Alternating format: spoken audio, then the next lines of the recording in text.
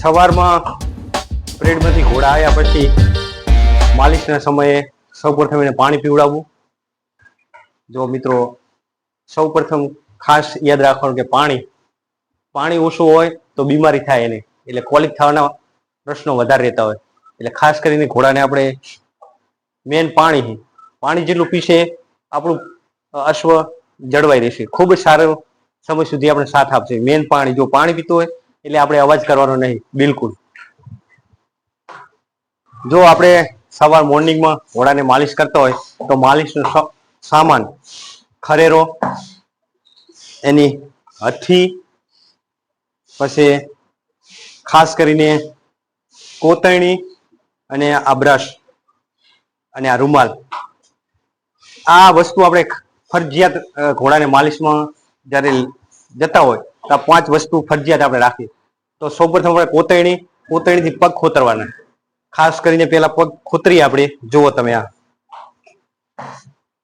તો સૌપ્રથમ આપણે ઘોડાને આ રીતના પગ ખોતરી લેવાના, કારણ કે પરેડમાંથી જે સવારના રાઇડિંગમાંથી ઘોડા આવતા હોય તો આ રીતના પગ ખોતરી લેવાના. ચારે પગ બરોબર આ રીતના આપણે ખોતરી લેશું. જેથી અંદર કોઈ કાંકરા વગેરે ચોટેલા હોય તો તરત ઘોડાને નીકળી જાય અને પગને રાહત થઈ જાય. આ રીતના હવે આપણે બીજી બાજુ જઈને પણ પગ ખોતરી લઈએ.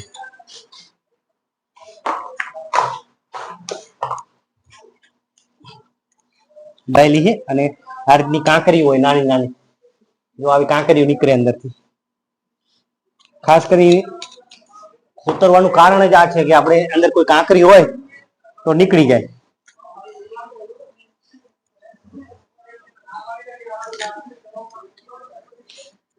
હવે આપણે આ રીતના ઘોડાને ખરેરો લગાવવાનો. જો અંદર જેટલી રજ હશે, વાળ હશે, બધા ઉતરી જાય. જો ઘોડાને ખાસ કરીને ખરેરો લગાવી દેવાનો. અંદર કેટલી રજ છે આપણે જોઈએ, કેટલી નીકળે. જો આ રીતના રજ નીકળશે. જુઓ કેટલી રજ નીકળે.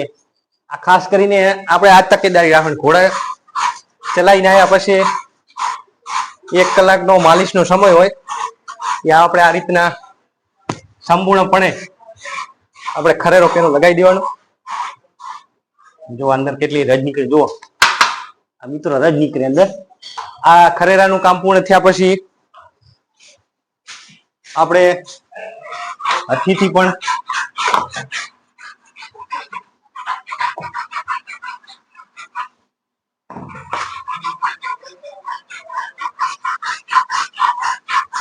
જો આ રીતના એને, જો આ રીતના આટલી બધી રજ નીકળે. આ રજ નીકળ્યા પછી આપણે લેવાની, પછી આપણે જો આ રબરની હથી આવી એકદમ મુલાયમ, જેથી કરીને આપણા ઘોડાને વાગે નહીં. અને આ રીતની ઘસવાની. જુઓ અંદર આ રીતના ચારે બાજુ દબાવીને ઘસવાની. આ મુલાયમ રસી એને વાગશે નહીં, એને મજા આવી જશે.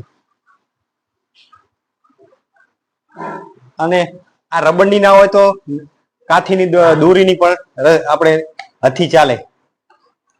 આ મળે તો રબરની બરોબર, પણ નકે કાથીના દોરીની પણ ચાલે. આ ચારે બાજુ ગરદન ઉપર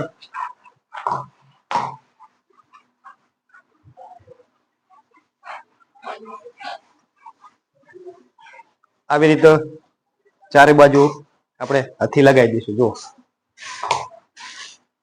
ખાસ કરીને અહીંયા આપણે આ રીતનું સફાઈ કરવાની. જો આ રીતની બધા જેટલી ખરજ હશે વાળ એ બધા ઉડી જાય. જો આ રીતનું.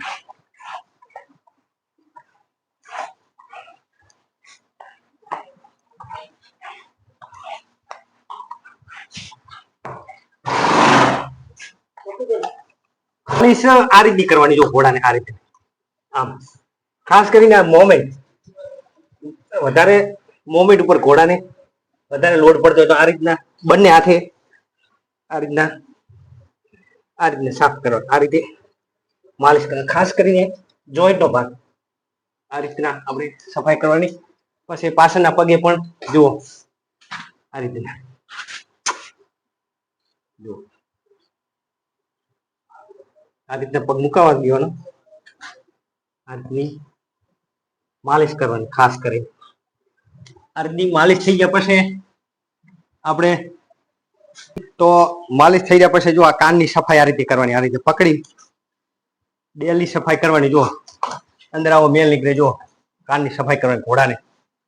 જો આ મેલ અંદર હોય તો અંદર સડે અને કેન્સર થવાના શક્યતા રહે. એટલે ખાસ કરીને મેલ કાનનો કાઢવાનો. આ રીતે જો આ પકડી